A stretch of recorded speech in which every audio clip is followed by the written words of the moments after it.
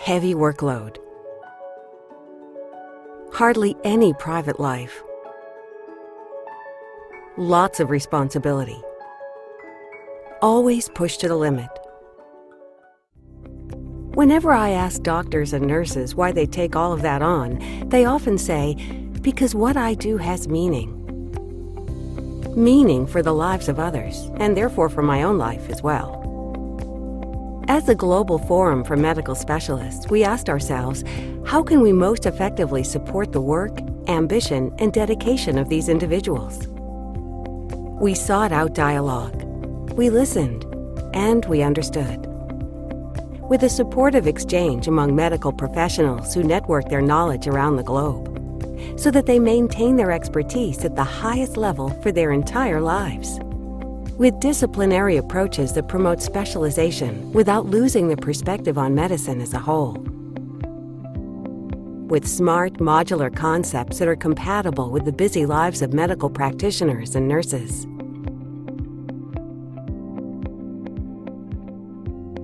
With offerings whose contents provide answers for the reality of everyday medical life. With a growing perspective on trends that enables medical practitioners to already prepare for future challenges today. In close dialogue with renowned specialist companies that bear testimony to the quality of the offers. With inspiring forms of learning that don't just convey knowledge, but make it an experience for the senses. And with innovative teaching methods that prepare you not just for tests, but for life. Nurses and care assistants, physicians and hospital managers, and the people who work in the home healthcare services sector. All of those who teach and learn at the Esculape Academy share a passion for excellent medicine and very high personal standards. We invite you to join in a dialogue about health and medical care. A dialogue that is dedicated to life. Dialogue, dedicated to life. Dialogue, dedicated to life. Diálogo dedicado a la vida. Dialog посвященный жизни. Dialog dedikasi bagi kehidupan. Dialog dedykowany życiu. Dialogue dedicated to life. الحوار مكرسة للحياة. Diálogo dedicado à vida. Dialog pro život. 对话致力于生命。Dialogue dedicated to life. Get connected with the Esculape Academy. Oi pessoal, boa noite. Bom, meu nome é Conrado, eu sou da equipe da Esculape Bebral. Eu sou uma das grandes pessoas, das muitas pessoas que está ajudando a organizar o curso, tá? Lembrando que esse é o nosso terceiro encontro, um total de 4 módulos, tá? O primeiro módulo a gente falou da rastreabilidade dos instrumentais cirúrgicos. No segundo módulo a gente falou das diferenças entre a estratégia rígida de desinfecção com a flexível. E nesse terceiro encontro a gente vai falar a importância do cuidado com o equipamento, tá? Seja da instituição, seja da segurança do paciente. Lembrando que isso aqui, a ideia desse projeto como um todo é ser bem mais do que uma simples palestra, literalmente encarado como um curso. Então, aproveitem e façam isso como uso, ou seja, vocês podem fazer perguntas durante o curso. No final, a nossa professora palestrante, a doutora Giane, vai responder as perguntas que vocês fizerem. Então, aproveitem e lembrando que a gente tem ainda o último módulo, o 4º módulo, que ao final do curso todo, para aqueles que fizeram os 4 módulos, a gente vai entregar um certificado da Academia Esculape, tá? Então, mais uma vez, obrigado, uma boa noite, espero que gostem da aula, aproveitem a aula e eu passo agora a palavra para a doutora Giane. Olá, boa noite a todos. É um prazer imenso estar aqui encontrando com vocês novamente no nosso terceiro módulo. E hoje nós vamos abordar o cuidado com o equipamento, tá? Então, para quem está iniciando hoje, assistindo pela primeira vez, só para que eu me apresente, eu sou enfermeira de formação, sou mestre e doutora em ciências pela Escola de Enfermagem da USP, Atuo como pesquisadora, docente dos cursos de pós-graduação em bloco cirúrgico, sou assessora e consultora em saúde nas áreas de centro cirúrgico e centro de materiais e esterilização, com experiência no ensino e produção de conhecimento em temas relacionados à segurança no processamento de produtos para a saúde e na assistência do paciente cirúrgico, tá? Aí tem o meu contato e para aqueles que quiserem consultar, tem o número do meu currículo Lattes. Sempre nós estamos iniciando os módulos com essa pergunta, porque é importante a gente ter conhecimento das regiões onde tem pessoas nos assistindo, né? Então, vamos fazer a seguinte pergunta: qual a região do país que você trabalha? E vocês terão um tempinho aí para vocês estarem respondendo. Então, quem é da região norte e nordeste, as pessoas do centro-oeste, do sudeste, da região sul, né? Ou se tem participantes de outros países. Como nós estamos com um grande número de inscritos hoje no curso, eu quero deixar um grande abraço a todos vocês, em especial para a turma de Barretos, né? O pessoal de Barretos está nos assistindo aí, com mais de 30 pessoas. O nosso muito obrigado pela participação de todos. Um beijão para Barretos. Esse ano não vai ter a festa, mas a gente há de ter uma outra forma de comemorar, né? Então, um grande abraço aí a todos, antes da gente iniciar propriamente dito o nosso assunto técnico, certo? Então, já está encerrando, né? Muita gente já votou, então vamos iniciar. Hoje, o conteúdo abordado, nós vamos fazer uma breve introdução, onde eu estarei abordando um pouco sobre a RDC número 2 da Anvisa, de 25 de janeiro de 2010. Vamos estar falando um pouquinho os conceitos de equipamentos e equipamentos médico-assistenciais. Vamos falar de gerenciamento em tecnologias em saúde, as etapas do gerenciamento, evidências na gestão do instrumental cirúrgico e eventos adversos, um case da ORNI que eu trago aqui para vocês.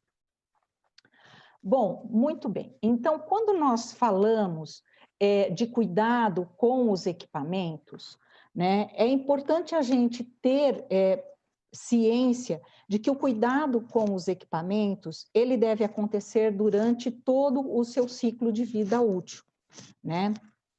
E este cuidado, ele deve ser realizado por todos os profissionais que manuseiam essa tecnologia, que manuseia esse equipamento ou esses instrumentos, seja durante o seu uso, seja logo após o uso, seja durante o processamento para aqueles equipamentos que são esterilizáveis, seja a forma como nós estocamos, a forma como nós transportamos e disponibilizamos esses equipamentos para uso. E a vida útil de cada equipamento depende dos cuidados que nós dispensamos a eles, né? A melhor forma de nós sabermos como eu devo cuidar de um equipamento é através das instruções de uso do fabricante. Então, é muito importante que quando eu faça uma aquisição, que eu já me intere de como eu devo, quais são as instruções de uso que o fabricante me fornece, para que eu possa, então, treinar o pessoal, para que eu possa cuidar desse equipamento, né? Então, durante todo o ciclo de uso, utilização, como eu vou dispor esses equipamentos, como que eu vou fazer o seu processo de limpeza e desinfecção, qual é o tipo de água que eu tenho que utilizar, tipo de detergente, qual é a qualidade do vapor que eu tenho que ter, quais são os cuidados na hora do preparo, como que eu vou fazer o processamento, a esterilização propriamente dita, a estocagem e os suprimentos desse material que é no seu ponto de uso propriamente dito. Bom, para a gente falar então sobre este assunto, eu trouxe para a gente comentar um pouquinho a resolução de diretoria colegiada, a RDC número 2, de 25 de janeiro de 2010, que dispõe sobre o gerenciamento de tecnologias em saúde e em estabelecimentos de saúde, tá? Esta resolução, na seção 2, quando ela fala da sua abrangência, ela traz para a gente aonde que se aplica esse regulamento, aonde que se aplica essa resolução. Então, a RDC diz o seguinte, que esta resolução, ela se aplica às tecnologias em saúde, utilizadas na prestação de serviços de saúde. E ela traz aí como itens os produtos para a saúde, incluindo equipamentos médicos, traz produtos de higiene cosmético, medicamentos e saneantes. O nosso foco de abordagem hoje é produtos para a saúde, incluindo equipamentos de saúde. No artigo 4, essa resolução, ela traz uma definição do que é equipamento de saúde. Então, o equipamento de saúde, ele é um conjunto de aparelhos e máquinas, suas partes e acessórios, utilizados por um estabelecimento de saúde, onde são desenvolvidas ações de diagnose, terapia e monitoramento. E esses equipamentos de saúde são classificados em equipamentos de infraestrutura, que são todos aqueles equipamentos que fazem parte da infraestrutura da área assistencial para que a gente tenha condições de prestar assistência. Então, o ar-condicionado, rede de gases, então todos os equipamentos inseridos na estrutura predial da instituição de saúde. Os equipamentos de apoio, né, no caso, a autoclave, que vai estar fazendo a esterilização dos produtos que vão estar na assistência direta, e os equipamentos médico-assistenciais, que são aqueles que entram em contato diretamente com o paciente ou que estão, além de entrar em contato com o paciente, ele é uma das fontes que fornece algum tipo ou de iluminação ou de energia, né, mas que está vinculado ao contato direto, à assistência direta ao paciente. Então, nós vamos estar abordando os equipamentos de saúde, os médico-assistenciais. Nós não vamos abordar equipamentos de infraestrutura e de apoio, tá? Então, o equipamento médico-assistencial, de acordo com a definição da RDC número 2, é o equipamento ou sistema, inclusive seus acessórios e partes, de uso ou aplicação médica, odontológica ou laboratorial, utilizado direto ou indiretamente para diagnóstico, terapia e monitoração na assistência à saúde da população, e aí ele vem trazendo a finalização desta definição.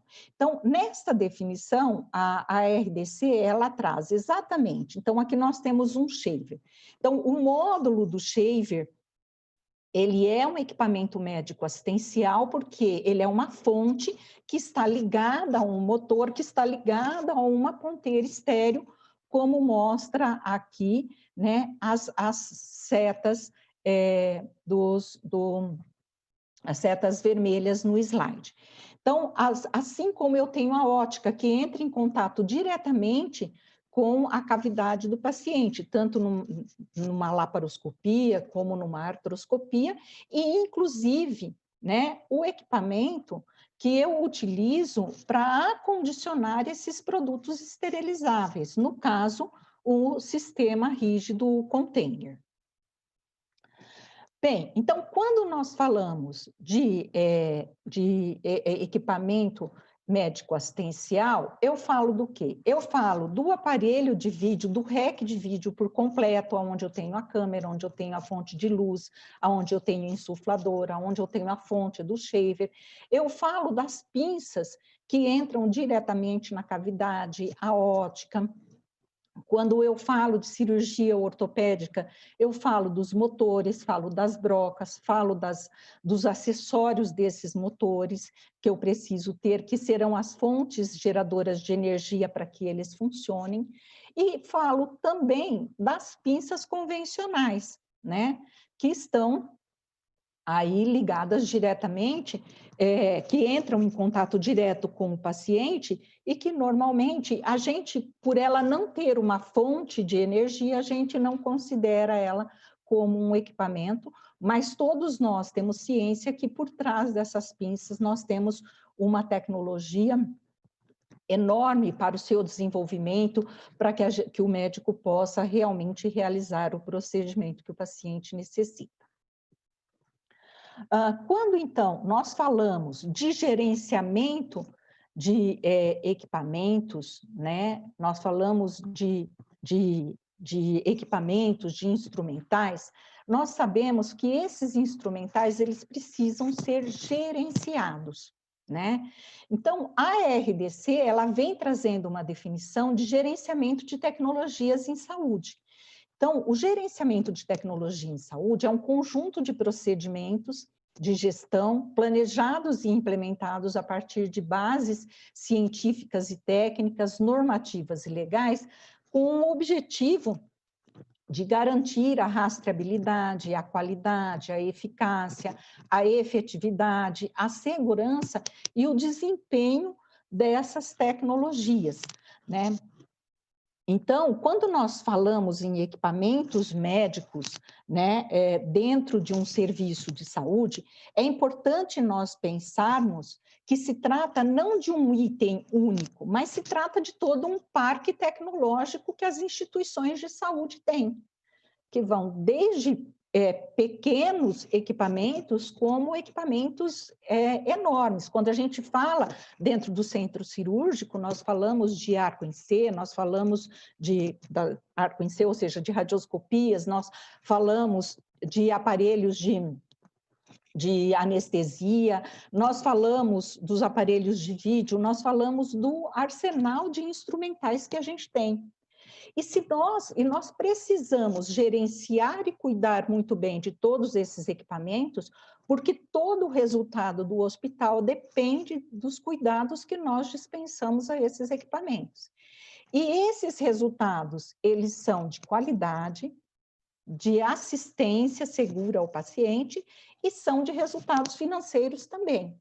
Quando nós não cuidamos bem de uma tecnologia, a vida útil desse equipamento, dessa tecnologia, será bem menor, né?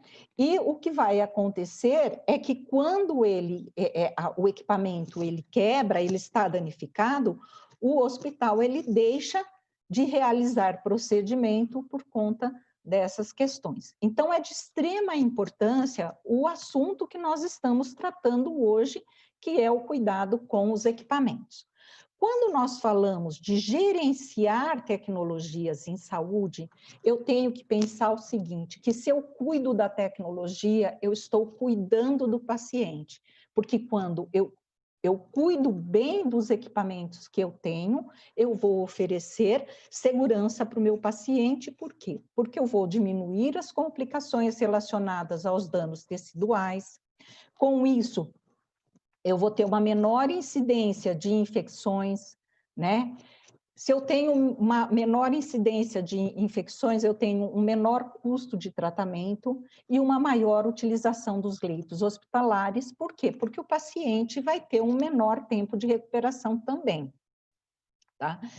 E se eu cuido bem dos meus equipamentos, o resultado, eu vou conseguir atingir o resultado cirúrgico esperado.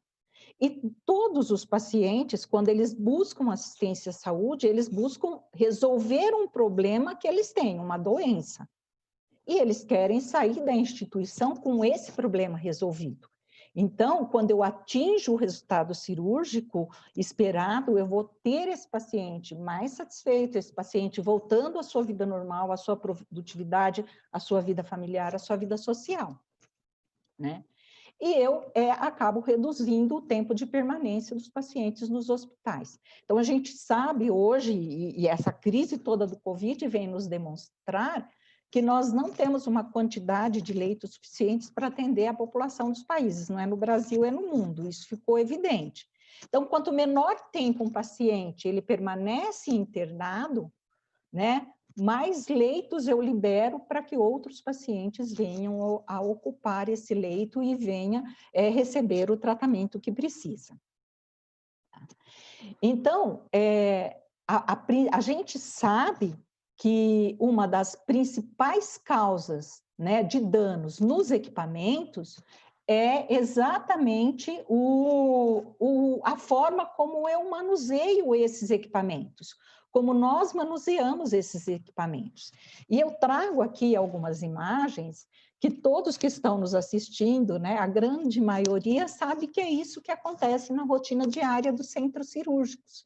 Então, é instrumento pesado em cima de instrumento leve, mesa cirúrgica desorganizada, material extremamente sujo durante o procedimento cirúrgico, aquele conceito de que a mesa cirúrgica, a cirurgia tinha que terminar com a mesa cirúrgica da forma como ela começou, isso ficou lá no passado. É um conceito que nós temos que retomar.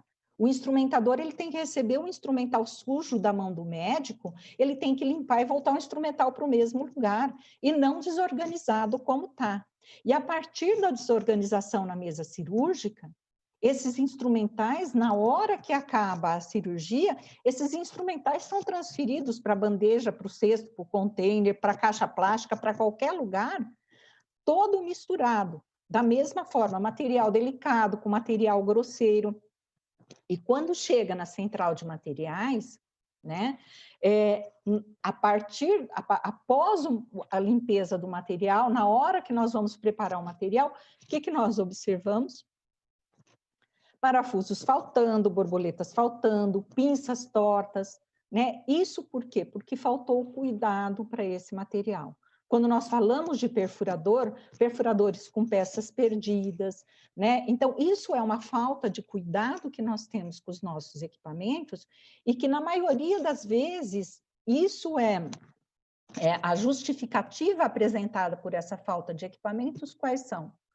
Ou é a falta de tempo, né? Nós não temos tempo, o tempo é curto demais, nós não temos uma equipe, um dimensionamento de pessoal adequado para oferecer toda a assistência necessária que os equipamentos precisam, mas nós precisamos pensar no custo que nós vamos ter para fazer a manutenção, o quanto as instituições vão perder em qualidade assistencial, o quanto as instituições perdem financeiramente por deixar de realizar procedimentos em pacientes e quanto a sociedade perde por faltar equipamentos para realizar as cirurgias. É muito comum, principalmente nas instituições públicas, você ouvir os pacientes dizendo: minha cirurgia foi cancelada porque o equipamento está quebrado.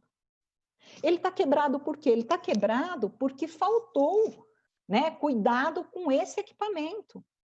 E esse paciente volta para a fila e a fila continua crescendo porque fica se aguardando o equipamento ficar pronto ou o equipamento ser consertado ou ser reposto, né? Então, quando nós não gerenciamos tecnologias em saúde, o que nós temos? Nós temos instrumentais quebrados, nós temos instrumentais de corte sem corte, nós temos perfuradores sem torque, nós temos vídeo com delay de imagem, que é uma situação gravíssima para um procedimento cirúrgico por vídeo, né? Ou seja, o cirurgião ele já realizou o ato, ele já fez a ação quando aparece a imagem para ele, olha o risco que existe nisso. Então, toda vez que eu não gerencio, né, o meu parque tecnológico, eu diminuo a vida útil dos meus instrumentos e dos meus equipamentos. Quando eu diminuo a vida útil dos meus instrumentos e equipamentos, eu tenho um aumento no custo das manutenções corretivas, um aumento no custo de reposição, eu tenho uma diminuição de produtividade, né, da qualidade assistencial prestada, e é como se nós estivéssemos efetivamente deixando que o dinheiro saísse das nossas mãos ou das mãos das nossas instituições, né? Então, é muito importante a gente raciocinar sobre essa questão do gerenciamento, sobre nossas responsabilidades na prestação de assistência direta e indireta aos nossos pacientes. Então, a RDC número 2, ela traz para a gente algo bastante importante, que são as etapas do gerenciamento de tecnologias em saúde. E ela divide essas etapas em 4 fases: a de pré-entrada, a entrada, uso e saída, tá? Então, quando a RDC ela fala de pré-entrada, ela fala de planejamento, orçamento, qualificação de fornecedores, seleção dos produtos e avaliação desses produtos. Na entrada, quais são o que nós temos que gerenciar? Então, é o processo de aquisição propriamente dito, a partir da efetivação da aquisição, o recebimento, o armazenamento e distribuição, e o treinamento das equipes que irão manusear esses equipamentos. Na etapa do uso, então, seria a conservação daquilo que foi adquirido, aquilo que entrou dentro da instituição, as manutenções preventiva e corretiva, o monitoramento dessas tecnologias com relação ao seu desempenho e a eventos adversos, e com relação à saída, que é desativação e descarte.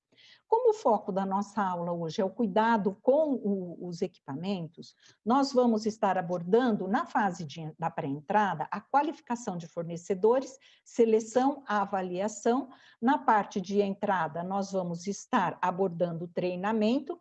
Na parte de uso, nós vamos estar falando de conservação, manutenção preventiva e corretiva, e vamos encerrar esse módulo desta forma, que é a parte da gestão da tecnologia. Bem, falando então da pré-entrada, então quando eu falo de fazer a qualificação do meu fornecedor, eu realmente utilizar um método de avaliação para assegurar que os materiais, que os equipamentos, que os insumos ou os serviços obtidos de determinado fornecedor atendam aos requisitos especificados pela instituição que eu trabalho. Então, eu preciso saber quem é se essa empresa, esse distribuidor ou este fabricante que está me fornecendo, que está me atendendo, ele realmente vai atender os requisitos determinados pela minha instituição. E por que eu tenho que fazer a qualificação dos fornecedores? Para que eu possa garantir o fornecimento de produtos e serviços que atendam aos padrões de qualidade estabelecidos, propiciar a melhoria contínua dos processos dentro da minha instituição, estabelecer uma parceria de solidez entre instituição e fornecedor, reduzir os custos, desperdícios e eventuais danos da não qualidade e cumprir com os requisitos das legislações vigentes no meu país. Então, quando eu falo de qualificação de fornecedor, eu falo que eu tenho que estabelecer uma relação com uma empresa que vai estar junto comigo desde a pré-entrada até a saída da tecnologia que eu estou adquirindo e a forma como eu vou trabalhar. E eu preciso avaliar realmente se esse fornecedor, ele atende todos os aspectos legais do meu país, se ele tem solidez no mercado ou se ele é uma empresa que não é tão sólida no mercado, isso vai me colocar em risco. Muitas vezes você adquire produtos de uma instituição que não é sólida, de uma empresa que não é sólida no mercado, e depois, quando você precisa de assistência técnica, quando você precisa de uma assessoria, de uma consultoria a respeito daquele equipamento ou até manutenção, você não consegue encontrar mais a empresa porque ela não era sólida no mercado. Quais são as responsabilidades socioambientais desse fornecedor? Ou seja, ele tem alguma responsabilidade socioambiental ou não? Esse fornecedor, ele trabalha com compliance ou não? Quais são as políticas e procedimentos desse fornecedor que eu estou querendo estabelecer um relacionamento? Quais são os serviços técnicos e operacionais, ou seja, como que é o seu pós-venda? Ele vai vender o produto, vai me vender a tecnologia e vai sumir no mercado, não vai me dar mais atenção? Ou não, ele vai estar sempre me procurando, ele vai estar sempre me dando o suporte que eu preciso na hora que eu preciso? E quais são os prazos que esse fornecedor me oferece? Tá, então, se eu precisar de fazer manutenção preventiva, corretiva, qual é o prazo que vocês me devolvem o meu material. Quando a gente ainda está falando na pré-entrada, a gente está falando também de seleção, né? Então, a seleção da tecnologia que eu vou adquirir, né? Existem inúmeras opções no mercado, inúmeras especificações, né? Então, não é só enquanto enfermeiro ou quanto gestor do centro de materiais ou do centro cirúrgico que eu vou lá e faço a seleção dos produtos que eu preciso. É muito importante trabalhar médico, né? As equipes médicas, os cirurgiões com os enfermeiros do centro de materiais de esterilização, do centro cirúrgico. É importante envolver o serviço de controle de infecção hospitalar, é importante envolver a engenharia clínica, né? Então, cada hospital tem um comitê para fazer esse processo de pré-entrada, de seleção, de avaliação da tecnologia que eu estou precisando adquirir ou que eu preciso investir dentro da minha instituição. Quando eu assumo fazer esse processo sozinho, eu tenho que assumir as consequências de talvez adquirir um produto que a equipe médica não vai querer utilizar. Ou eu vou vou me reunir com a equipe médica, vou adquirir o que a equipe médica precisa e não vou envolver a engenharia clínica. E na hora que o material, o equipamento, ele der um problema, a primeira coisa que eu grito é engenharia clínica, e agora o que eu faço? Olha, agora você pode fazer o que você quiser, você não comprou sozinha? Né? Então, é importante envolver a avaliação da engenharia clínica, a gestão de risco da instituição como um todo, e fazer isso, assumir essa responsabilidade em equipe, uma vez que nós não trabalhamos sozinhos, nós trabalhamos em equipes, tá?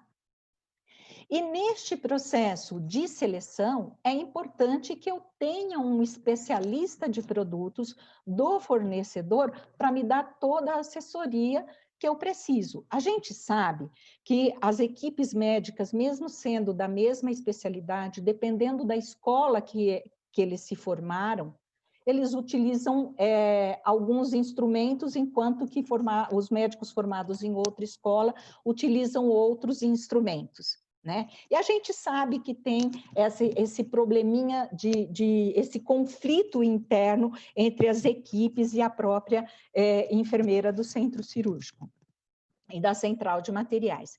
E a enfermeira, para ela não se ver nesse olho, dentro do olho do furacão aí desse conflito, o que ela faz? Ela começa a atender as demandas de todas as equipes médicas, às vezes da mesma especialidade. E com isso, então, ela compõe as caixas cirúrgicas, um arsenal cirúrgico, que cada caixa tem um modelo. Cada caixa tem uma quantidade e um tipo de instrumental. E isso é um custo muito alto para a instituição. Por outro lado, isso leva com que algumas caixas sejam subutilizadas e outras superutilizadas, havendo um maior desgaste de um instrumental e menor de outro. Por quê? Muitas vezes porque ela não trouxe para dentro desse processo de seleção e avaliação um consultor técnico do fornecedor que vai poder dar um subsídio numa composição de uma caixa que não tenha um excesso de instrumentais e que consiga atender todos esses cirurgiões de formados em escolas diferentes, né? Deixando aí, ao invés da gente criar um conflito, mas a gente amenizando essa situação de conflito entre as equipes. É importante também, durante a seleção e avaliação, o cirurgião ele poder manusear os equipamentos, ele poder olhar os equipamentos propriamente dito e não só por catálogos. Porque uma vez que ele está com o material, com o equipamento na própria mão, ele consegue sentir como trabalhar, ele vai tentar esclarecer qualquer dúvida que ele também tenha em relação ao equipamento ou então ao instrumental. Isso é de fundamental importância para a instituição, evitar fazer uma aquisição que depois o cirurgião vai se recusar a utilizar. Por quê? Porque ele não conhece, ou então ele vai danificar porque ele não conhece aquela tecnologia. Quando nós falamos na entrada, nós falamos de treinamento. E aí nós pensamos o quê? Normalmente, na central de materiais de esterilização, o nosso foco muito é o treinamento no processo. Então, como fazer a limpeza, como fazer o preparo, como fazer a esterilização, né? Para que especialidade que eu vou entregar esse material, esse equipamento. Mas a gente precisa parar e pensar um pouquinho naquilo que eu exatamente preciso passar de informação para a equipe técnica do Centro de Materiais de Esterilização. É importante sobre o processamento? É extremamente importante, mas eles precisam saber mais, eles precisam estar mais preparados para lidar com os equipamentos e com a tecnologia.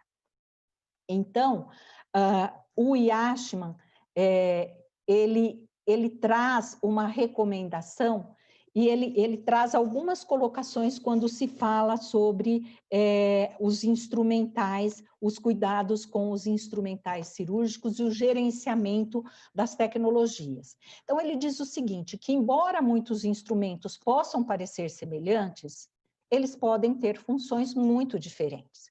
Então, eu coloco uma imagem aqui de 4 tesouras para dizer, todas elas são tesouras e todas elas cortam, certo? Só que cada uma tem uma finalidade de uso. Eu não posso substituir uma tesoura maio por uma tesoura de íris.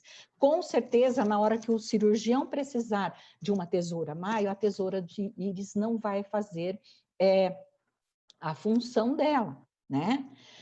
Uma outra coisa que o Yashman traz é que os instrumentos são projetados para exercer determinada função em situações específicas. E eu coloco aqui um canal femoral com uma prótese de fêmur e uma pinça de apreensão de videocirurgia. Por quê? Por conta de uma vivência prática que eu tive. Um cirurgião ortopédico, ele fazia muita revisão de prótese de quadril e num determinado momento ele queria que no kit de ortopedia eu colocasse uma pinça de apreensão de laparoscopia, que era para ele pinçar resíduos de cimento ósseo no canal femoral durante as revisões de prótese de quadril. A função dessa pinça não é apreender cimento ósseo, é de apreensão, mas é de outra estrutura, né? Então, é importante a gente ter esse entendimento e passar isso para os técnicos do Centro de Materiais de Esterilização, para que os instrumentais sejam colocados nos seus devidos kits e sejam utilizados para aquilo que eles foram, que eles exerçam a função para a qual eles foram fabricados.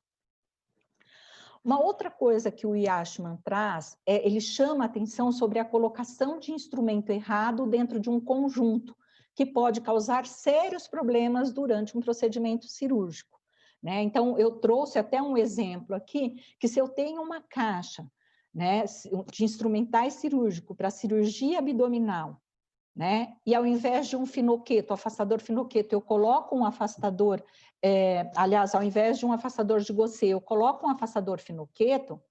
O afastador finoqueto não é para cirurgia abdominal, ele é para cirurgia torácica. Ou seja, dentro do conjunto de instrumentais para cirurgia abdominal, eu não vou ter o afastador específico para essa finalidade.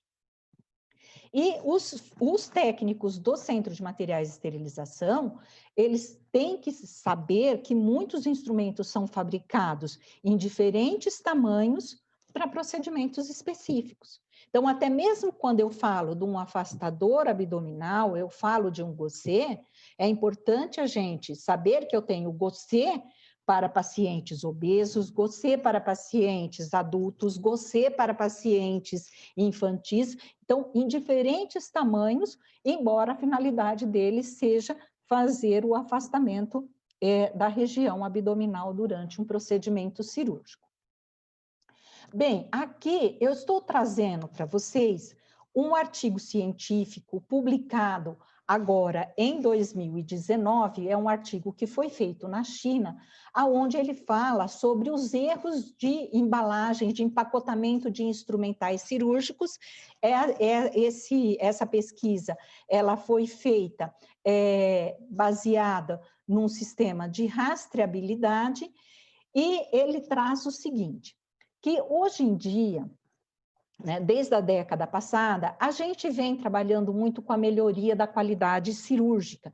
E a melhoria, o resultado cirúrgico, né, tem chamado muito atenção à medida que tem aumentado a frequência de grandes complicações nos procedimentos cirúrgicos, e essas complicações têm elevado muito os índices de mortalidade e de morbidade em cirurgia. Esses autores, eles trazem também o quê? Eles trazem que a qualidade dos resultados cirúrgicos, elas podem ser influenciadas por diversos fatores, dentre os quais são eles: condições clínicas dos pacientes, a formação e a experiência da equipe cirúrgica, a habilidade do cirurgião, os resultados da equipe como um todo, que não é só dos cirurgiões que estão em campo, mas do instrumentador cirúrgico, do circulante de sala, da assistência de enfermagem e do gerenciamento de instrumentais e de equipamentos. E aí, esses autores dizem o seguinte, que conforme nós vamos detectando complicações no procedimento cirúrgico, a gente vem desenvolvendo protocolos baseados em evidências, como nós desenvolvemos o checklist de cirurgia segura.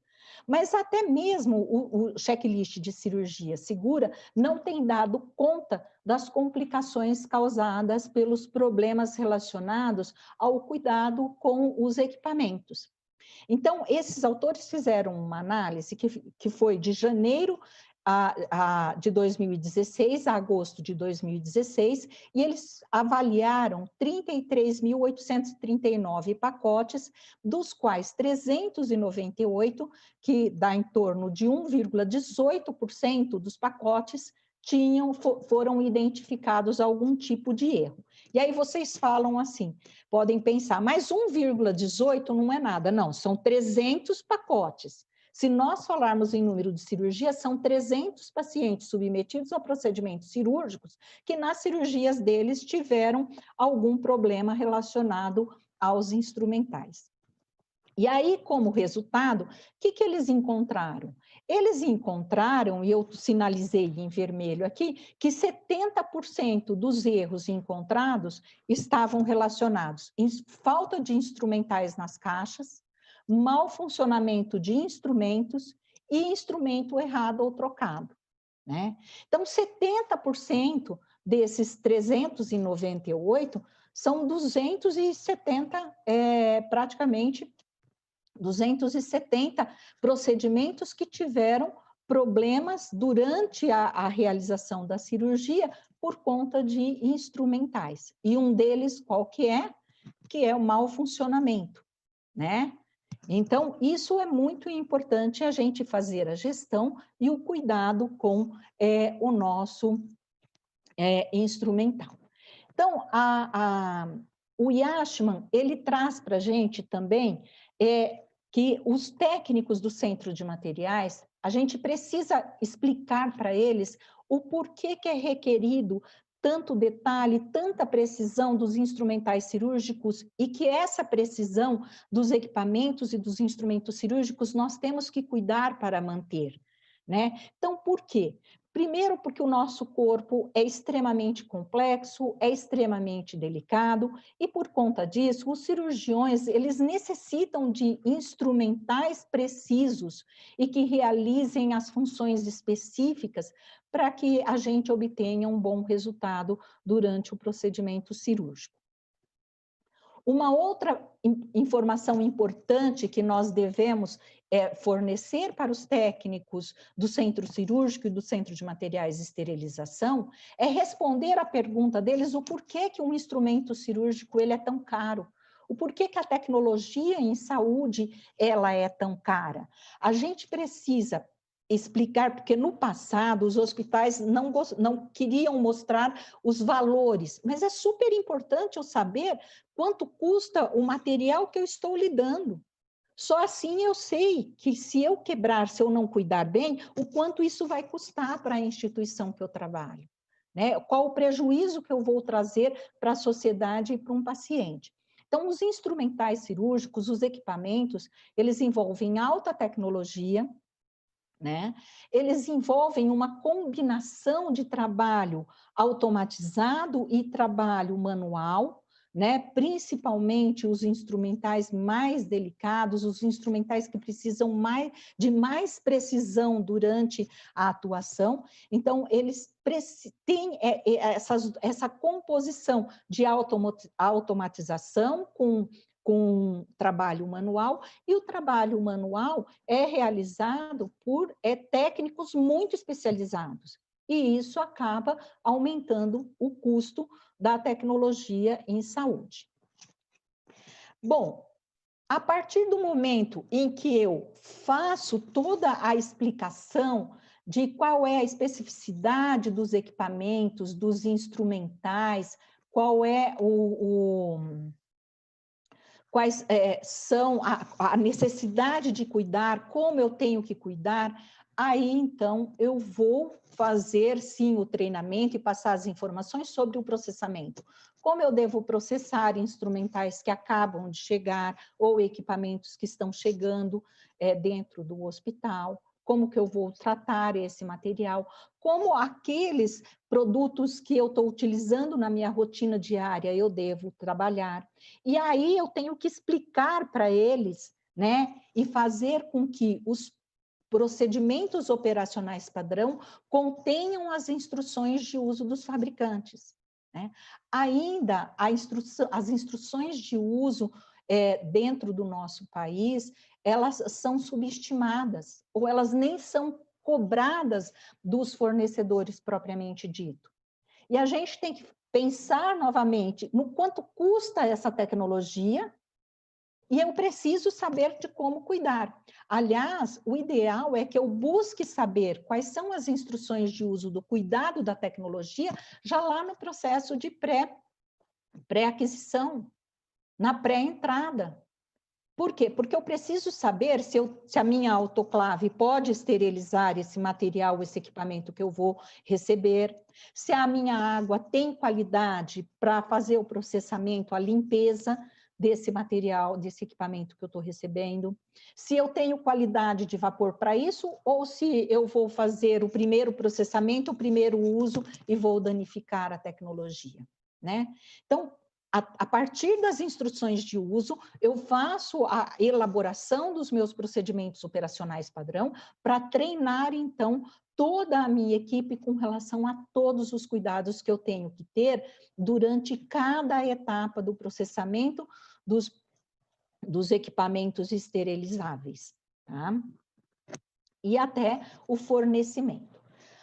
Ainda como, dentro das etapas do gerenciamento de tecnologias, eu tenho a parte de uso, né? Então, quando eu falo do uso, né, eu vou abordar agora a conservação dos instrumentais, o próprio Yashman traz que a responsabilidade pelo cuidado dos produtos, dos equipamentos, dos instrumentais esterilizáveis, tá? É do Centro de Materiais e Esterilização, que é quem mais manuseia esse material dentro dessa cadeia. Mas eu não posso deixar de orientar os profissionais, os técnicos do centro cirúrgico, eu não posso deixar de orientar o instrumentador cirúrgico, eu não posso deixar de passar informações e orientar a equipe médica, se necessário for, né? É muito comum o instrumentador danificar equipamento e danificar instrumentais, porque esses são profissionais que, na grande maioria das instituições de saúde, eles estão à parte de qualquer treinamento, eles não têm a informação, né?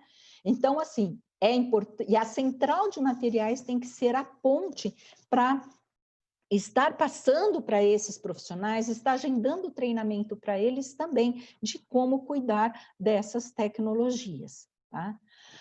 Dentro do processo de conservação, tem algumas informações que nós já temos, as centrais de materiais recebem, né, que são as mais básicas. Então, instruções de uso do fabricante para limpeza, lubrificação e esterilização, guarda, armazenamento, tudo isso daí a gente já tem. Nós cobramos as instruções de uso? Muitas vezes não. Quando eu recebo, eu leio, eu incluo as instruções de uso no meu procedimento operacional padrão, né? Então, isso são perguntas que a gente precisa se responder no dia a dia. Outra coisa, produtos pesados na parte inferior ou na lateral do container ou do cesto, separado dos mais delicados. Eu acabei de mostrar uma foto para vocês como que estava a mesa de cirurgia, como que estava o material de vídeo sendo encaminhado para a central de materiais. Distribuir os produtos uniformemente, ou seja, distribuir os pesos no interior do container, né? Para que não fique todos os pesados de um lado só ou num cesto só. Os instrumentais curvos serem posicionados todos na mesma direção para evitar danificar as pontas. Instrumentos delicados devem ser acondicionados separadamente em caixas pequenas para que você evite danificá-los. O uso de suportes, né, como clamps ou longarinas para os instrumentos, né, isso auxilia na organização da caixa, auxilia na montagem da mesa e num manuseio mais seguro. E os instrumentos, né, com acabamentos a laser não devem ter contato com metal, pois podem danificar. E os suportes com silicone que impedem o contato de metal com metal e possa danificar os instrumentais aí. Uma outra, dentro da etapa de uso na conservação, nós temos também a etapa de inspeção e testes de função. Então, o que nós mais realizamos dentro do centro de materiais é a inspeção visual dos instrumentais e nosso foco é muito na sujidade, que é extremamente importante. Tem resíduo de sujidade, eu tenho que voltar, não posso esterilizar. Mas eu pergunto para vocês, tá? E a inspeção em relação à deterioração dos instrumentais, né? Instrumental apareceu com pitching, apareceu com mancha de oxidação, instrumental está apresentando sinais de abrasão, está arriscado, né? O perfurador não está funcionando direito, né? Então, o instrumental, ele está com uma trinca, né? Ou então, um material cortante, ele apresentou um dentinho, mas ainda dá para usar, ainda dá para usar. E nesse processo, a gente tem que pensar o quanto nós comprometemos o procedimento cirúrgico do paciente. Essa imagem amarela que eu tenho nesse slide aqui, só para vocês terem uma noção, é uma foto realizada com microscopia eletrônica de um pitching provocado numa placa de metal num laboratório, num experimento que nós fizemos na USP. O pitching, ele tinha o tamanho da pontinha de um alfinete quando você olhava. Se você olhasse na placa de aço inox, você não conseguia nem praticamente enxergar o pitching a olho nu. Só que quando você coloca na microscopia eletrônica, é uma cratera como essa, que vai abrigar micro-organismos, aí vai proteger micro-organismos do agente esterilizante, juntamente com matéria orgânica. Então, quando nós observamos que um material, um equipamento, ele está dando sinais de deterioração, esse material não pode voltar para a sala de cirúrgica. E quando eu visualizo isso, eu devo retirar esse material e encaminhar ele para manutenção. Aliás, se eu tivesse manutenção preventiva, talvez o meu material não chegasse nesse estado. Uma outra inspeção que nós temos que ver é com relação ao material isolante das pinças que a gente utiliza fonte de energia, como os cautérios, né? Então, existem problemas seríssimos por não detectar rupturas nessa parte isolante das pinças. Inclusive, eu trago para vocês aqui hoje, vou estar apresentando um case da Orne relacionado a um acidente muito grave com uma pinça que teve uma fuga de energia elétrica durante o uso. Então, muitas vezes, a minha gestão do instrumental é feita quando? É feita quando realmente ele quebrou, ele não tem mais jeito de mandar para a sala. Aí sim eu paro o instrumental cirúrgico. E nós não podemos agir dessa forma, né? Se nós temos que cuidar da tecnologia, nós temos que trabalhar com a prevenção da deterioração desses materiais e desses equipamentos. Eu trago aqui também um outro artigo científico de 2010, onde os autores eles vêm falando, né, vêm trazendo que os incidentes relacionados a equipamentos na sala de cirurgia, eles são um fenômeno comum que ocorre em até, gente, 15,9% dos procedimentos cirúrgicos.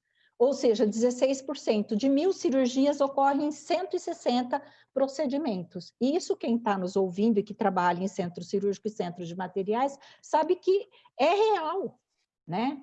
Então, e esses incidentes, eles resultam em trabalho extra, aumento do tempo de uso da sala cirúrgica, porque eles prejudicam a continuidade do processo cirúrgico. E as decisões tomadas pelas gerências têm uma influência considerável sobre os atrasos, né, causados por incidentes relacionados a esses equipamentos. E o que os autores trazem como equipamentos, eles vêm trazendo como recs de vídeo, pumps de infusão, raio-x, instrumentais, né? Como tesouras e outros instrumentais cirúrgicos. Então, e a gente sabe disso, quem trabalha em centro cirúrgico e centro de materiais, quantas vezes nós temos que ir até a sala de cirurgia, responder por um problema que está acontecendo com um equipamento ou com um instrumental, que nos gera, né, uma contrariedade enorme naquele momento, um constrangimento enorme, porque nós não temos, muitas vezes, como dar uma resposta plausível para a equipe médica, né? Então, isso é muito sério. Então, esses autores, eles trouxeram como resultado desse artigo o quê?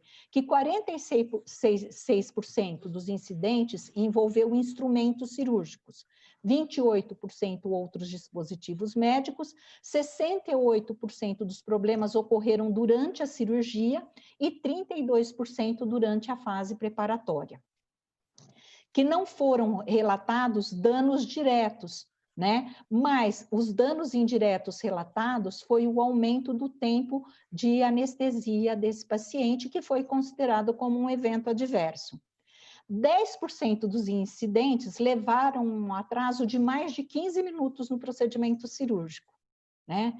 E para esses incidentes, as decisões de gerenciamento, como por exemplo, inventário insuficiente, falta de planejamento, foi a causa raiz mais encontrada. Então, isso fica um alerta para os gestores de centro cirúrgico e centro de materiais e esterilização, que a falta, né, a gente não prestar atenção nessa questão da gestão da tecnologia acaba trazendo aí para a gente algumas consequências. Se você colocar um atraso de 15 minutos em 160 procedimentos cirúrgicos, vamos ver quantas horas de sala cirúrgica nós consumimos por conta de problemas com equipamentos ou instrumentais. E aí, gente, eu quero trazer para vocês um quiz, né, para vocês estarem respondendo aí, que é o seguinte: partindo-se da premissa de que os instrumentos e os equipamentos sem manutenções comprometem a qualidade e a segurança assistencial, na sua opinião, quais são os motivos que levam as instituições de saúde a não optarem por realizar manutenções preventivas dos instrumentos cirúrgicos? O alto custo, tempo na devolução dos materiais ou não julgo necessário realizar manutenção preventiva dos instrumentais cirúrgicos. Vocês terão um tempo para estar respondendo este quiz, tá?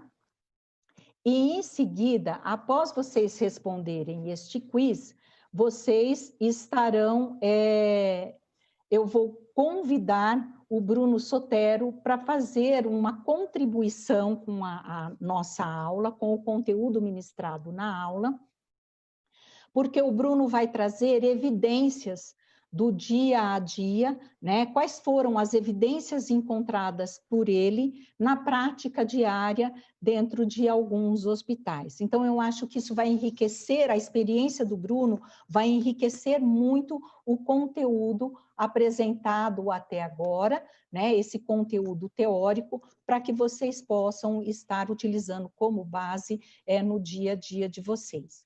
Eu espero que vocês estejam votando aí. Terminaram a votação. E agora, então, eu passo o bastão para o Bruno, tá iniciando aí a contribuição dele. Obrigado, Bruno.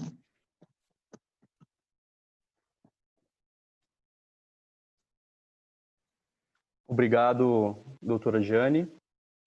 Bom, eu sou o Bruno Sotero, eu trabalho aqui na Bebral, na divisão Esculap, e eu trabalho com gerenciamento de projetos hospitalares que envolvem instrumentais, containers de esterilização e também equipamentos cirúrgicos. E como a Giane explicou, eu vou trazer para vocês algumas evidências, né, que vai bem de encontro com o que a Giane já nos explicou. A primeira delas, que eu trago para vocês, é com relação aos atrasos no centro cirúrgico. Então, os atrasos têm sido os erros mais comuns no centro cirúrgico. E a causa desse atraso principal é a falha de equipamentos, que corresponde a 55% a 57% dessas falhas, né? Quando eu falo equipamentos, eu também envolvo dentro desse nicho, eu envolvo também o instrumental cirúrgico. Então, só para vocês entenderem, pedir outra caixa devido a instrumentos quebrados ou faltando, toma em média 6 minutos e 35 segundos. Isso desde a chegada, desde a solicitação dessa caixa até a chegada da caixa ao centro cirúrgico. 1 minuto do centro cirúrgico, em um procedimento cirúrgico básico, custa em média de 15 a 20 dólares. Ou seja, pedir uma caixa devido a instrumentos danificados ou faltando custa em média 113 dólares e 75 centavos. Essas são informações fornecidas pela nossa casa matriz na Alemanha. A moeda aqui citada é o dólar, porque nós nos baseamos no benchmark internacional, então nós precisamos escolher uma moeda, então o dólar foi a escolhida. Tá? Quando nós iniciamos um trabalho de consultoria, quando nós iniciamos um projeto, nós sempre levamos para as equipes algumas perguntas básicas, já na primeira reunião, como, por exemplo, como está a qualidade do instrumental? Como está a qualidade da água que é utilizada no reprocessamento do material? Qual a quantidade de instrumentos que a casa possui? Como que a corrosão pode afetar a segurança do paciente? Ou quais são os gastos com o instrumental? As caixas estão otimizadas? Os cirurgiões estão satisfeitos? Então, é através dessas perguntas que nós iniciamos um projeto. E acreditem vocês que, na maioria das vezes, ou a resposta é negativa, como, por exemplo, como está a qualidade do instrumental, normalmente a resposta é uma resposta negativa, como, por exemplo, não está boa, ou então ela vem seguida de um não sei. Qual é a quantidade de instrumentos que a casa possui? Não sabemos. Então, é a partir daí que nós iniciamos um projeto, uma consultoria. Tá? Com relação aos treinamentos, nós aqui na Bebral, como líderes mundial na fabricação de instrumental cirúrgico, nós temos o dever, nós temos a obrigação de fornecer também para as equipes que estão na ponta treinamentos de qualidade, né? Treinamentos esses que envolvem os nossos especialistas. Nós sabemos aqui que o instrumental cirúrgico nada mais é do que a extensão dos dedos do cirurgião. Então, se esse instrumental, se esse material não estiver em perfeitas condições, algo pode acontecer de errado durante o procedimento cirúrgico. Eu posso aumentar o meu tempo cirúrgico e o principal, eu posso levar riscos ao meu paciente. Tá? E um dos treinamentos mais solicitados para as nossas equipes é o teste de função. Um teste muito fácil, muito simples e que pode realmente fazer toda a diferença no dia a dia de trabalho. Nós também acreditamos que, se durante o teste esse material não passar por esse teste ou não estiver em condições, ele também não vai funcionar corretamente durante o procedimento cirúrgico. Então, por que colocar esse material dentro da caixa? Né? Eu só vou ter complicações, eu vou ter problemas com isso, e eu vou ter que reprocessar novamente todo esse material. Tá? Uma análise detalhada sobre o arsenal de instrumental cirúrgico. Como que nós fazemos isso quando nós somos solicitados? Nós temos uma equipe de especialistas, então nós levamos para a central de esterilização alguns equipamentos. Nós levamos um microscópio digital que aumenta a imagem do instrumental em até 200 vezes, e nós analisamos não só a estrutura do material, se tem corrosão ou não, mas como nós analisamos também a funcionalidade desse material. Tá? E nós analisamos muito também a estrutura das caixas, se elas estão realmente otimizadas, se não estão sobrecarregadas.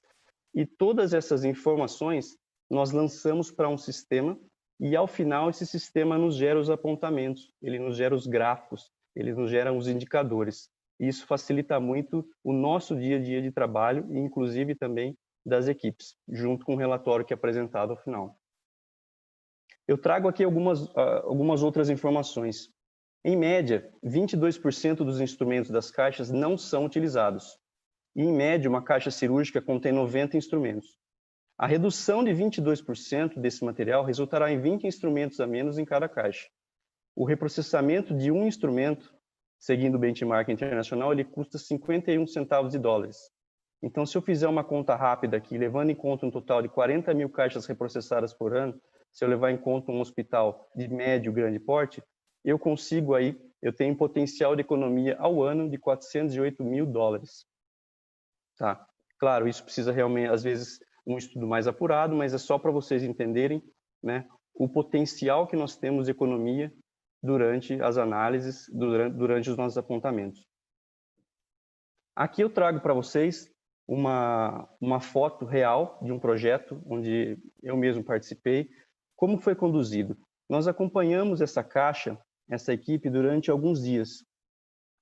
E nós identificamos que a todo procedimento, ao final desse procedimento, a maioria dos instrumentais não eram utilizados, né? E como vocês sabem, todo o material precisa ser submetido ao reprocessamento, né? Então, só para vocês entenderem o tamanho disso, essa caixa possuía 200 instrumentos e somente 30% dessa caixa, desses instrumentais, eram utilizados, ou seja, 140 instrumentos não eram utilizados durante o procedimento cirúrgico, né? Se eu fizer uma conta rápida, 140 vezes 51 centavos, eu tenho aqui 71,4 dólares, né? E mais, as caixas não eram padronizadas, as caixas não estavam padronizadas, o que dificulta ainda mais. A caixa número 1 não possuía o mesmo número de peças da número 2, da número 3 e da número 4. Então, isso agravava ainda mais o reprocessamento do material. Então, quais seriam as consequências? Então, primeira delas, falta de padronização. Segundo, caixas sobrecarregadas que dificultam o dia a dia de trabalho. Custos desnecessários com reprocessamento de material que não era utilizado e o aumento do tempo no reprocessamento. A nossa sugestão para esse caso realmente foi uma otimização. É apenas uma sugestão. Então, nós sentamos com as equipes, com a equipe de enfermagem, com a equipe médica, e nós fazemos nossos apontamentos, as nossas sugestões. Por que não dividir essa caixa, já que ela não era utilizada em sua totalidade, por que não dividir ela em caixa A e B, né? Quando necessário, sobe a B. Então, eu teria aqui uma forma de otimizar o meu processo, de otimizar o meu reprocessamento do material cirúrgico. Outra foto aqui, dessa caixa do lado esquerdo, material cirúrgico, material de videocirurgia, um material bem delicado, um material caro, armazenado de qualquer forma, né? Nós sabemos que o alto valor dos instrumentais cirúrgicos, talvez se uma peça desse conjunto fosse danificada pelo acondicionamento não ideal, eu poderia comprar todo um conjunto que fizesse um melhor acondicionamento dessa caixa. Um outro exemplo aqui é o material pesado em cima de material leve, tá? Isso também gera transtornos e complicações durante o procedimento cirúrgico e, claro, além de gerar gastos para a instituição. As imagens falam por si só. Esse foi um projeto onde nós participamos, então do lado esquerdo eu tenho a imagem de como era antes e como que nós deixamos depois da introdução dos contêineres de esterilização. Não vou entrar muito nos detalhes, porque isso já foi tema do webinar anterior.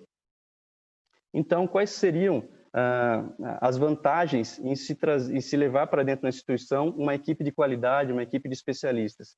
Eu consigo fazer a redução, muitas vezes fazer a redução do meu arsenal cirúrgico, eu consigo otimizar as minhas caixas, eu consigo padronizar as caixas, fazer com que a 1, a 2, a 3, a 4, a 5, elas tenham a mesma configuração, o mesmo quantitativo de peças, e muitas vezes eu consigo também modernizar essa caixa. Já foi falado isso no webinar anterior também, mas só para vocês entenderem como fazer a gestão nos dias atuais, onde a maioria dos hospitais ainda controlam, fazem a gestão do instrumental cirúrgico em papel ou em pastas. Foi pensando nisso que nós aqui na Bebral nós desenvolvemos um aplicativo gratuito que veio para facilitar o dia a dia de trabalho de vocês que estão aí na ponta. Como funciona? Hoje, na maioria dos casos, ainda os hospitais utilizam as antigas pastas com as fotos e as listagens impressas. A nossa ideia é transferir todas essas informações para um aplicativo, para um banco de dados, que, de forma fácil e intuitiva, o colaborador possa manusear e preparar a caixa utilizando o iPad, utilizando um tablet. Tá? Então, ele deixa de usar as pastas e passa a usar uma tecnologia muito mais eficiente, muito mais eficaz e leva praticidade para o dia a dia de trabalho.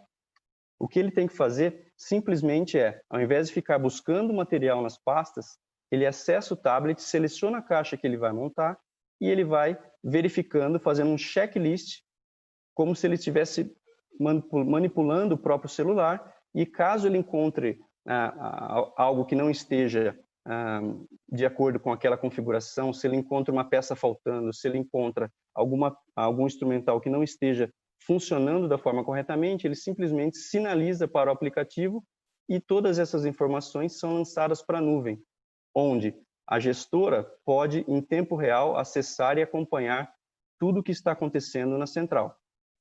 Como, por exemplo, nos gráficos aqui apontados, eu tenho os indicadores, ela seleciona, a gestora pode selecionar a data, e aqui eu tenho o número de caixas reprocessadas nesse período que ela selecionou, e também, durante os dias da semana, qual é o meu pico. De segunda a sábado, qual é o pico de preparo de caixas que a minha equipe está trabalhando. Né? E também eu consigo verificar os horários. Durante as 24 horas do dia, eu consigo identificar qual é o meu pico de trabalho. Tá? E aí, normalmente, eu também consigo fazer um redimensionamento da minha equipe, caso necessário. Um outro gráfico que eu trago aqui também são as 10 caixas mais preparadas no período. Aqui eu tenho um exemplo clássico, como por exemplo, aqui eu tenho a caixa de laparotomia 14 e a 20 como as mais utilizadas. Bom, se eu tenho 20 caixas e eu tenho só a 14 e a 20 como mais utilizadas, o que está acontecendo com o restante?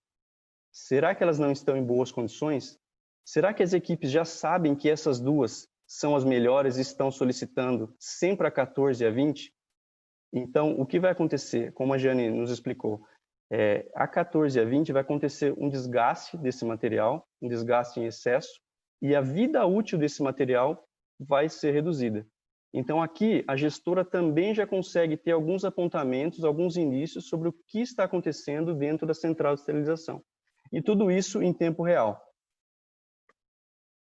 Para finalizar, e antes de voltar a palavra para a doutora Giane, eu trago aqui alguns benefícios na gestão do instrumental cirúrgico, né? Como, por exemplo, a transparência, a redução de custos, a otimização, padronização. Eu consigo ter uma funcionalidade permanente e, o mais importante, a segurança do paciente. Bem, muito obrigado, Bruno.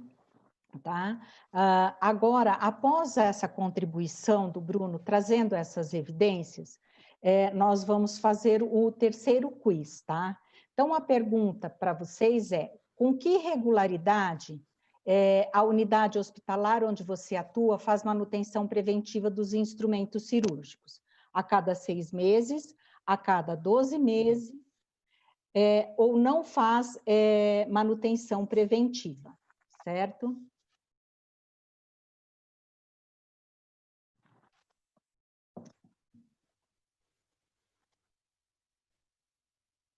Vamos lá, votando, pessoal. Em seguida, nós vamos fazer o fechamento, então, da aula, mas eu espero que vocês tenham compreendido toda a teoria e toda a experiência e as evidências que o Bruno trouxe aí para a gente. Tá? Muito bem, estamos finalizando aí a votação. Então, só para a gente fazendo a finalização, pessoal, dentro da parte de uso, da etapa de uso determinada pela RDC número 2, quando nós falamos da conservação, a gente tem que ter em mente que aonde eu devo fazer o cuidado e a manutenção do meu instrumental.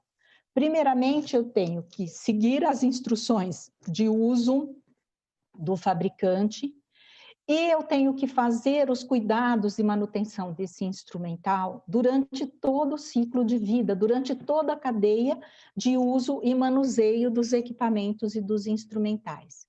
Então, na sala de cirurgia, na área de limpeza, na área de preparo, na área de esterilização, na embalagem, no armazenamento, até essa caixa chegar no ponto de uso novamente, tá? Então, eu não posso esquecer, embora a responsabilidade seja da central de materiais de acompanhar tudo isso, o comprometimento tem que ser de todos, desde a equipe cirúrgica até mesmo o instrumentador cirúrgico, circulante de sala, enfim, todos envolvidos nesta cadeia aí. Eu trouxe para vocês essa imagem que eu visitei um centro de manutenção de equipamentos e eu pude verificar, isso são peças de um perfurador cirúrgico, que o perfurador, quando ele chegou para fazer manutenção, ele já estava quebrado, ele não funcionava mais, as peças dele estavam deterioradas, e além das peças deterioradas, como eu sempre trabalho muito limpeza, é o meu tema de pesquisa, me chamou muito a atenção a quantidade de matéria orgânica no interior desse equipamento. Então, o que eu quero dizer para vocês é que, além da funcionalidade, a manutenção preventiva é importante para você conseguir remover resíduos de matéria orgânica que, eventualmente, tenha penetrado em áreas que você não conseguiu acessar durante a limpeza.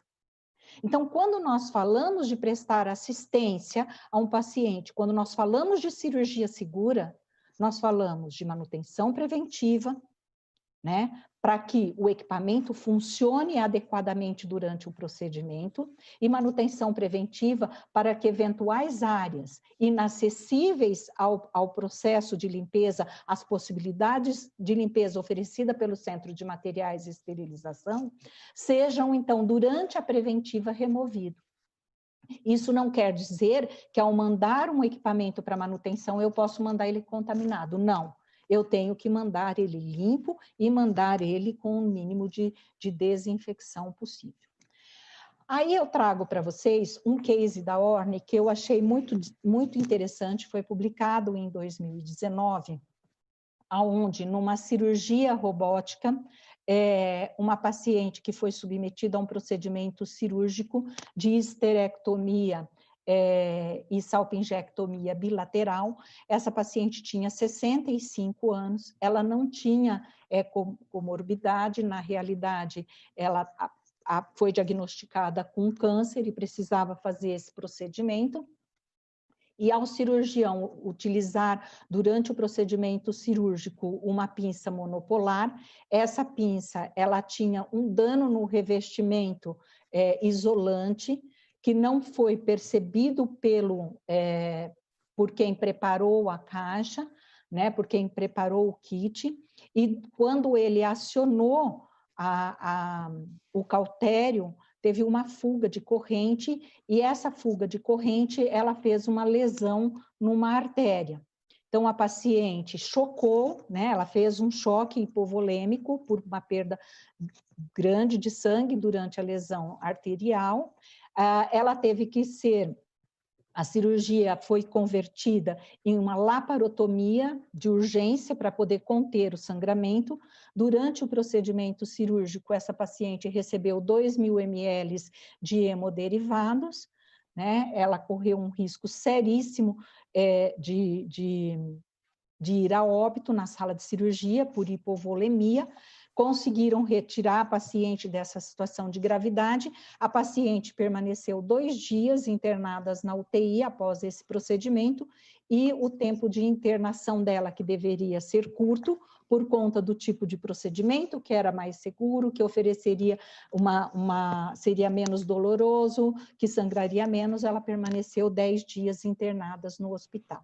Então, o que a ORNE recomenda, né? O que ela traz em relação a esse case? Que a falha de isolamento, ela fornece um caminho alternativo para a corrente elétrica sair do eletrodo ativo.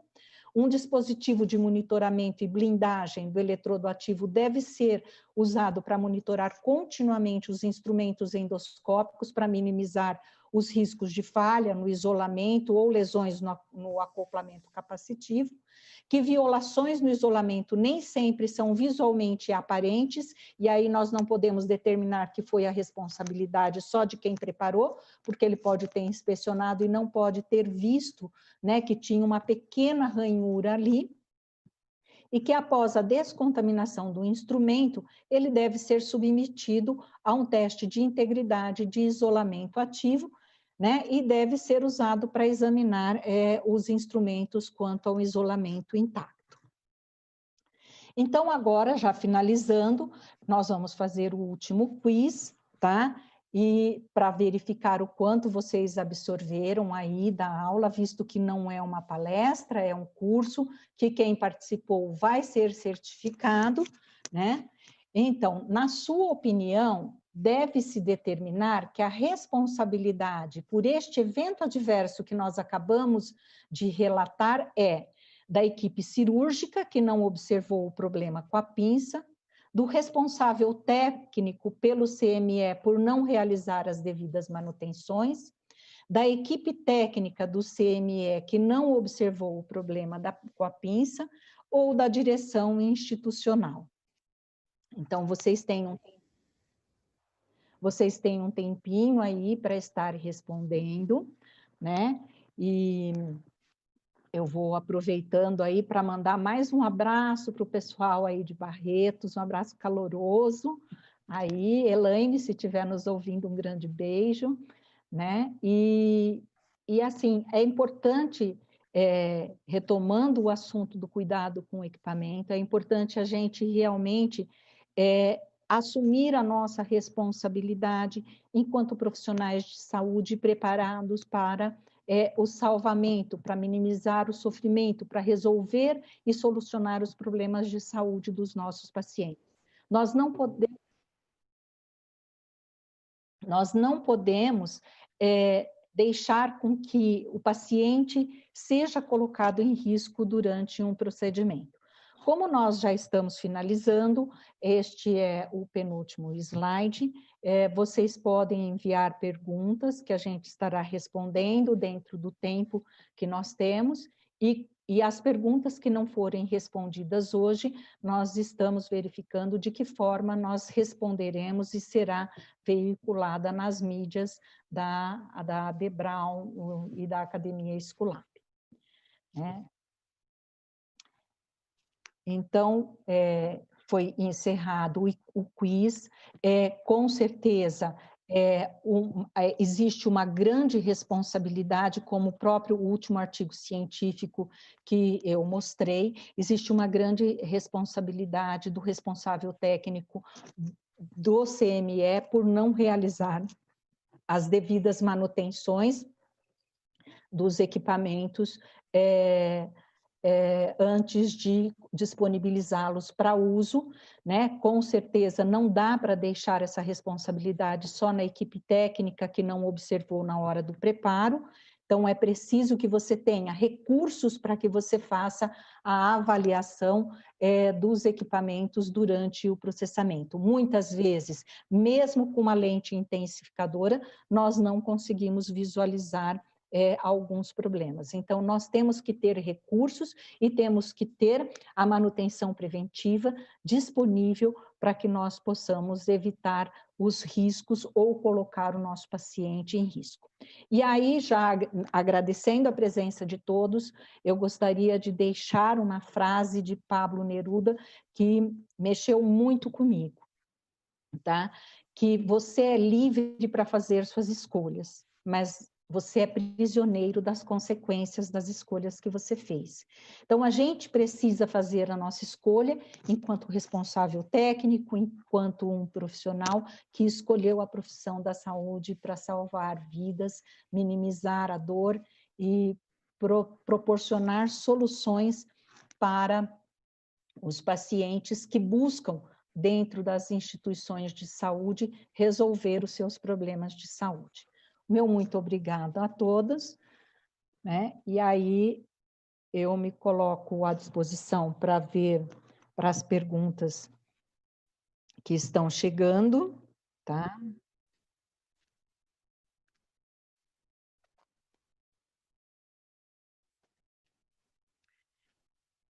O Bruno também vai estar junto comigo para responder às perguntas, então quem tiver perguntas para o Bruno pode enviar.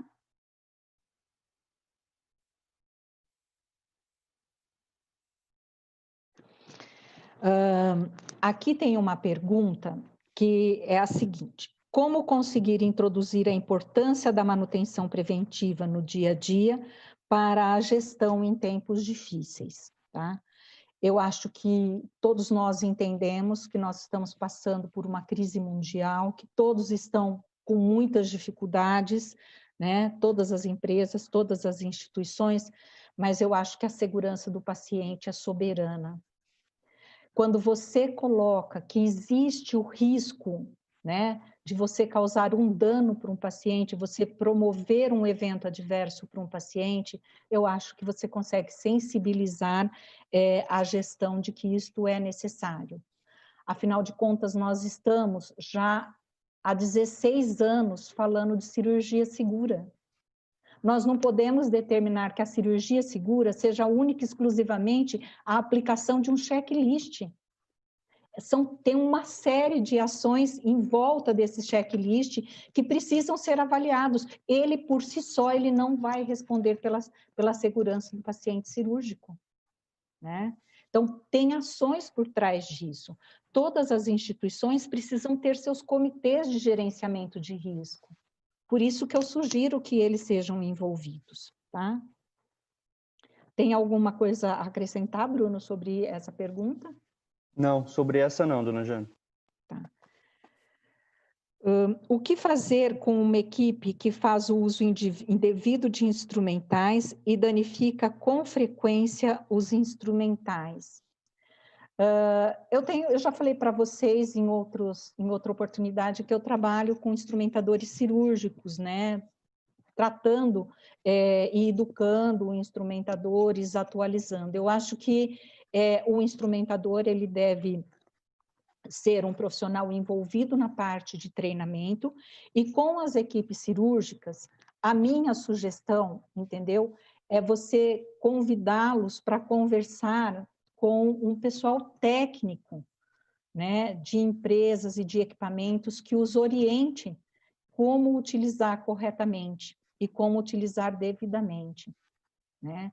Essa é a minha sugestão, porque isto realmente é falta de treinamento, é falta de conhecimento sobre a indicação e a especificação para que serve aquele instrumento e aquele equipamento. Sim, você quer... Orientação e treinamento, Jane, falou tudo, acho que esse é o caminho, né? Se nós queremos mudar alguma coisa dentro das instituições, a melhor forma é o treinamento, né? Se nós queremos melhorar algo dentro das instituições hospitalares, o treinamento é a melhor arma para isso. Bom, Tem uma outra pergunta que eu acho que o Bruno vai conseguir responder, porque eu vou falar da minha experiência, mas eu acho que o Bruno tem evidências maiores, né? Porque mesmo com todas essas informações, a maioria das instituições apresentam resistência ao processo preventivo. Eu penso que a avaliação que a instituição faz é que a prevenção ela é muito cara, né? Isso é o que eu penso, o que eu vivenciei. Eles não analisam o quanto que há reposição e o quanto eles perdem financeiramente quando não se faz preventiva. Bruno, eu gostaria de ouvir a sua experiência. Sim, na maioria dos casos isso acontece porque não se faz uma conta a longo prazo, né? Pensa só no hoje. E claro, aí isso pode assustar, mas se for colocar na ponta do lápis, uma preventiva, ela sai muito mais barata do que uma corretiva, que muitas vezes até nem vai ter como fazer uma correção desse material. Nós vamos ter que descartar esse material, né? Sem contar os riscos que durante esse período, esse material, esse instrumental pode levar para o procedimento cirúrgico. Então, é porque a minha resposta seria, não se pensa a longo prazo, se pensa só no hoje. Tem uma outra pergunta aqui que eu acho que o Bruno ele está mais preparado, ele é preparado para responder. Que é, gostaria de saber qual o tempo mínimo para manutenção preventiva correta. Eu acho que eu entendi assim, de quanto em quanto tempo você submeter a uma prevenção correta ou quanto de uso você teria que ter. Você tem uma estimativa, Bruno? Essa é uma informação bem delicada de se passar, porque é por isso que nós envolvemos os nossos especialistas, nós envolvemos a nossa consultoria para fazer esse levantamento. Isso varia de hospital para hospital, de procedimento para procedimento. Então, se eu estou falando que em 6 meses eu tenho que mandar uma caixa, tem hospitais que em 6 meses utilizam 100 vezes aquela caixa. E tem hospitais que em 6 meses utilizam 500 vezes aquela caixa, por exemplo. Então, isso fica complicado de passar sem antes ter uma análise prévia do que está acontecendo dentro da instituição hospitalar. Tá? Concordo.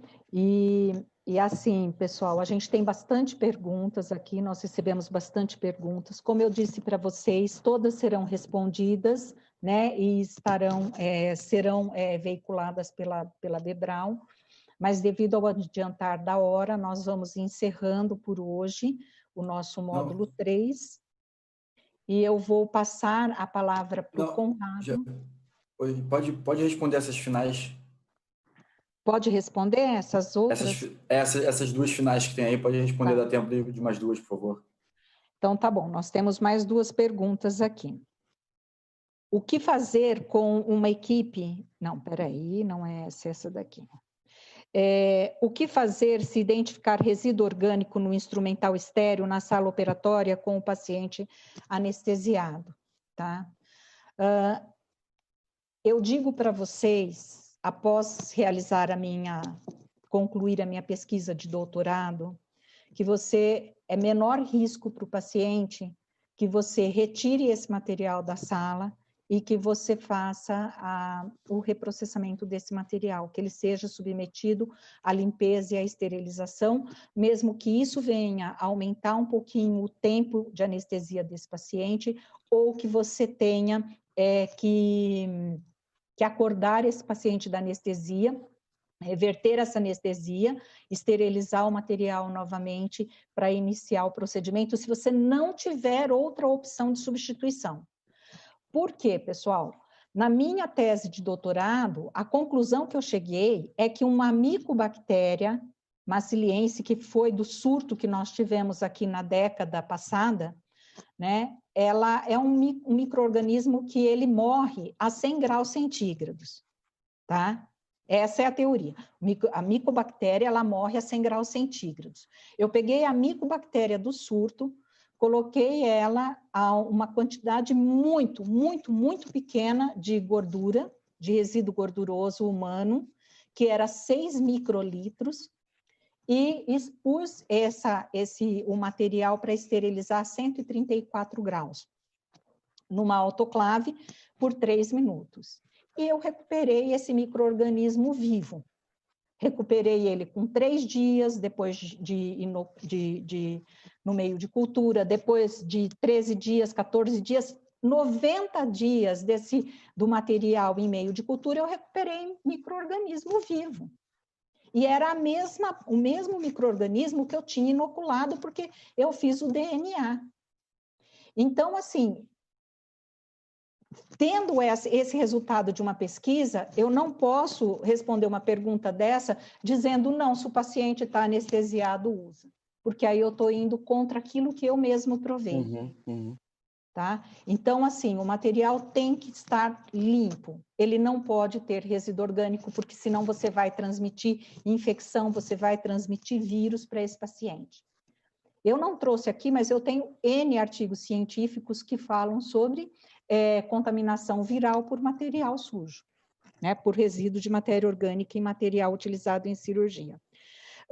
Qual a relação de comunicação com a equipe do centro cirúrgico quando falta material dentro da caixa? Deveria estar, mas por engano não foi colocado. Que tipo de comunicação deve ser feita, né? Por isso que é importante você ter recursos para evitar que isso aconteça, né? Então, nós temos uma evolução tecnológica, nós estamos já, caminhamos quase 1/4 do século XXI e a gente precisa informatizar a central de materiais, nós precisamos diminuir o erro humano, né? Então, isso é extremamente importante. E caso eu não tenha condições de reduzir o erro humano com tecnologia, que eu, pelo menos, então, tenha uma segunda, uma terceira pessoa que vai fazer a conferência, né? E realmente não tem como você chegar para uma equipe no centro cirúrgico e simplesmente não justificar que foi um erro humano a falta de um instrumental na caixa. É essa situação de constrangimento que a gente percebe que os enfermeiros vivem no seu dia a dia, quando eles são chamados na sala operatória e ele tem que responder para a equipe cirúrgica. Doutor, foi uma falha da minha equipe de não ter colocado o equipamento instrumental na caixa, né? O médico, na hora do procedimento, ele não está interessado na falha humana, né? Então, eu acho que a gente tem aí tecnologias e a gente tem que batalhar para tê-las, para a gente evitar ter o menor risco e o menor erro possível dentro do CME. Então, respondidas essas perguntas, as outras que estão chegando, a gente vai estar respondendo posteriormente. Então, eu passo agora a minha palavra, agradeço a todos, agradeço o Bruno e passo a palavra para o Conrado para encerramento da aula. Pessoal, boa noite. Então, gostaria de agradecer a presença de todos, espero que tenham gostado da aula, tá? Lembrando que esse é o terceiro encontro de 4 módulos previsto para a conclusão do curso, né? Então, no primeiro a gente falou de rastreabilidade, no segundo a gente falou de estratégia rígida versus flexível, hoje, na terceira, a gente falou da importância com a manutenção dos instrumentais, e o último módulo a gente vai falar sobre controle de qualidade, tá? O nosso próximo encontro no dia 13 de agosto, ou seja, daqui a um mês, então dá tempo de vocês se programarem para participar. E alguns avisos, né, aqueles famosos avisos no final de curso, vamos disponibilizar para todos os inscritos o link no YouTube com a gravação, então caso queiram rever, vamos disponibilizar também a apresentação e ainda a resposta com as perguntas que a gente não teve tempo de responder, tá? E, por fim, lembrando mais uma vez que para aqueles participantes que completarem os 4 módulos, ao final do curso, né, ao final dos 4 encontros, a gente vai estar emitindo um certificado da Academia Escolap para aqueles que completaram o curso todo, tá? Então, é isso, boa noite, eu espero que tenham gostado do nosso curso, espero vocês no dia 13... lembrei, vocês precisam se cadastrar, sim, no 4º módulo, tá? A inscrição de cada módulo ela é separada. Então, a gente também vai enviar para vocês o link com a inscrição do 4º módulo. Vocês, por favor, se inscrevam, tá? E espero vocês no dia 13 de agosto, que é a nossa última aula para falar de controle da qualidade. Falou, pessoal. Boa noite. Obrigado pela presença. Tchau, tchau. Tchau, tchau.